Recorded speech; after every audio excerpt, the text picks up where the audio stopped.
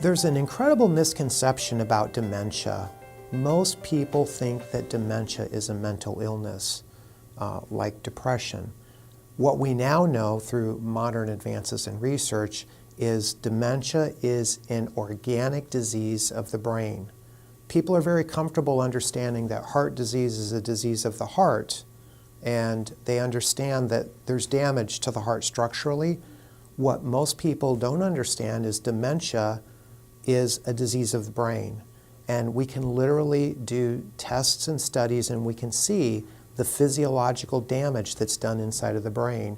And so the symptoms that we see with dementia, where people say things that don't make sense and they don't know what day, month, or year it is, or they imagine that they're seeing things, those symptoms have for years caused people to think that dementia is a mental illness.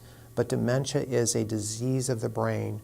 And the process of dementia is a process of a slow, degenerative disease of the brain. And what we see over time are changes in the behavior and changes in the function of the patient. What happens with dementia, particularly Alzheimer's disease, is I like to tell the story that I think anyone can relate to. Imagine you have a piece of yarn, and it's a long piece of yarn, and you're going to wind it into a ball. So you take the yarn and you begin winding it layer over layer, and the ball of yarn grows and it gets larger. Now, think of that piece of yarn, the very beginning of the ball of yarn, as the first things you learned when you were born. When we're born, we can all eat, and we can cry, and we can go to the bathroom, and that's about all we're equipped with when we come from the factory. And then we begin to learn things that make everybody smile. We learn how to smile. We learn how to roll over. And then a little bit later, we learn things like sitting up, and then we learn how to handle things besides baby food, and then the exciting day when we can pick up a Cheerio and feed ourselves.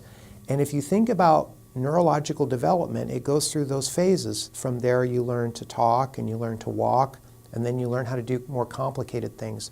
So think of this ball of yarn like every skill that you learned in your neurological lifetime. And now imagine dementia at the end of life, taking the ball of yarn and beginning to unwind it slowly and gradually.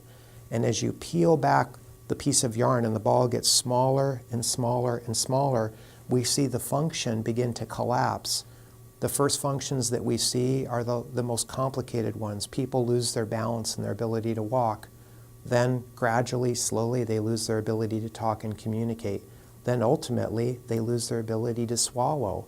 And as you can imagine, you reach the end of the string of yarn and there's nothing left. And this is how the disease process of dementia progresses.